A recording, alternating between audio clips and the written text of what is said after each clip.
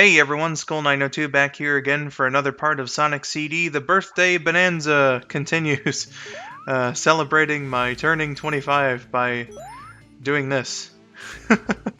Again, I am recording it a day early, so technically right now I'm 24, but fuck that. When this video gets uploaded, I'll be 25. God damn it. So anyway, this is Stardust Speedway. It's the only level where I travel to.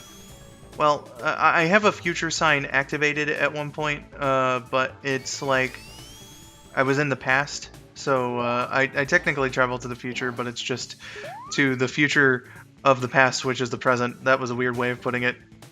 Guh. And also, this is the zone where I first demonstrate one of Sonic's new abilities. In fact, it's his only new ability in this game, the Super Peel Out. When you spin dash, it's like when you press down and jump. That's how you do the spin dash, like right there actually. But the Super Peel Out is when you press up and jump. So Sonic does a little figure 8 animation with his legs, like he's doing now when he runs at full speed. And he'll charge forward, but not in a ball formation. So he's vulnerable to enemy attacks when doing the Super Peel Out. But at the same time, he gains speed a lot faster. Like, it's a more effective means of gaining speed than doing the spin dash. So it's faster, but it's a little bit more of a risk. However, in the original game, actually, you know, like with the weird spin dash from the original game that I'll be showing in an extra video, like the spin dash in the original isn't so good. Like, you have to wait for it to fully charge, and you can't like rev it up or anything like that. It's not instantaneous like the Sonic 2 spin dash that's set by default in this version. So what a lot of people like to do is do the peel out and then roll immediately afterward. That's effectively a spin dash, a much faster one as well. So that's a way that you could you know, go ahead and play the game. But because the Sonic 2 style spin dash is in this game, I really don't use the peel out all that much. In fact, I didn't even mean to do it back there. I meant to first demonstrate it because, like, the only time that I do like consciously use it is at the beginning of the Metal Sonic race, because you still have your speed shoes active. Say if you get the speed shoes anyway while you're waiting at the door to open for the Metal Sonic race. So I like to do the peel out and then, you know, use it to my advantage, or at least try to, even though Metal Sonic does rubber band, but you know, whatever.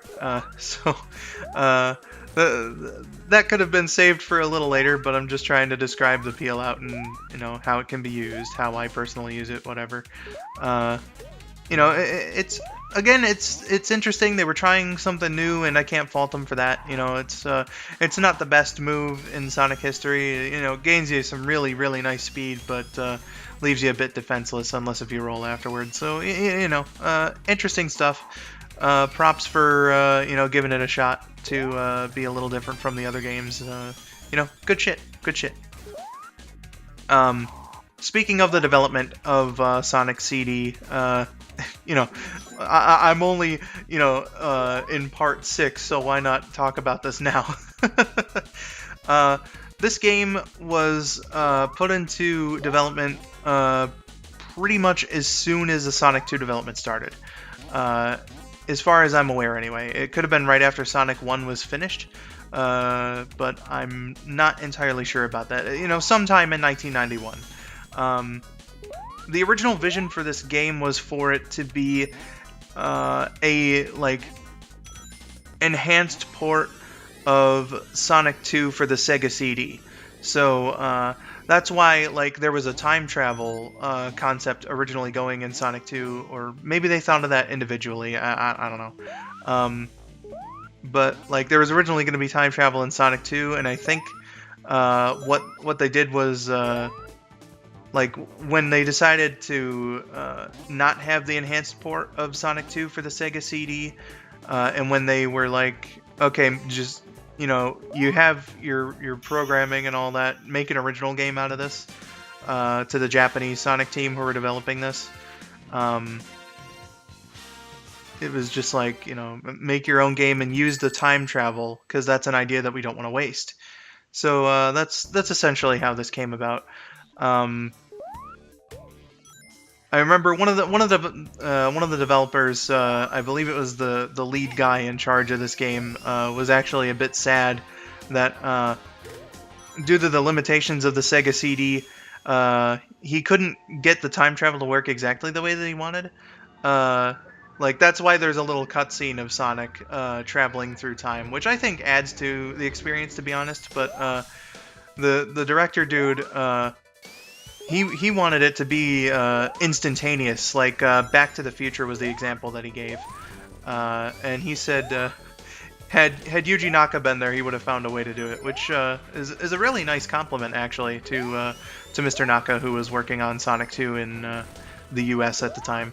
Both teams corresponded with each other throughout the whole process, and yeah, so essentially. Sonic CD came about because they didn't want to scrap an idea that they had for Sonic 2, as far as I'm aware. But this is the Metal Sonic fight. I'm getting into it way too late, but essentially it's like a platforming challenge. Metal Sonic has like rubber band AI, like I said. You got to get to the end and just completely destroy him there. He'll mimic Sonic's death animation. Robotnik's laser there is insta kill. I'm gonna have to go overtime with this part. Saved Amy. Not gonna be an asshole and wait for 3 minutes for Sonic to game over.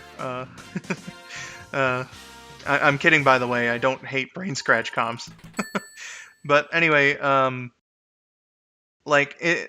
Metal Sonic race is, like I said, it's a platform challenge.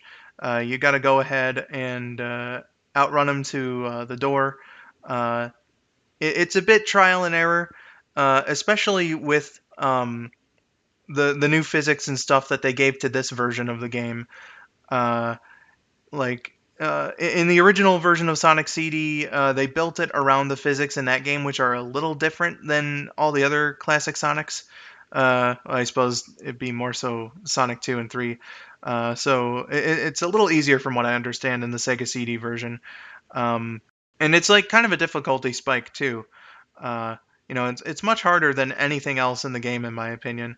But you get used to the level design, and you can find your way to use your speed to your advantage.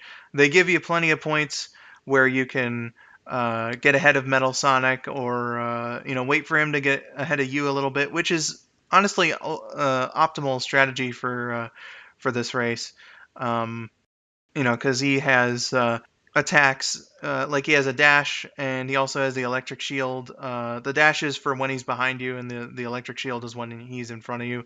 So you kind of want to keep your eye on Metal Sonic, to be honest, until like the very very end.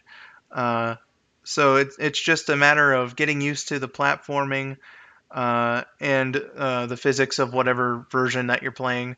And it's tough at first, but you can make it through. You can do anything.